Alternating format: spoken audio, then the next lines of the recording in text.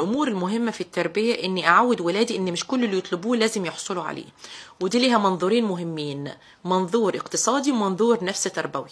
من المنظور الاقتصادي إن الحياة الاقتصادية بتحتم عليا إني أوفر النيدز، الاحتياجات الضرورية للمعيشة، وأشرك ابني معايا اقتصاديا. طلب ابني حاجة مش في إمكانياتي، ببساطة هقول له I can't afford it.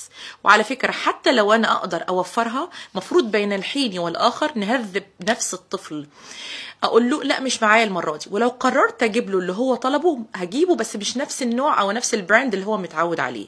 ده بينمي عند الطفل، بيكسبه حاجة اسمها التكيف، إنه يتكيف مع مختلف الإمكانيات والظروف المعيشية. اخشوشينوا فإن النعمة لا تدوم.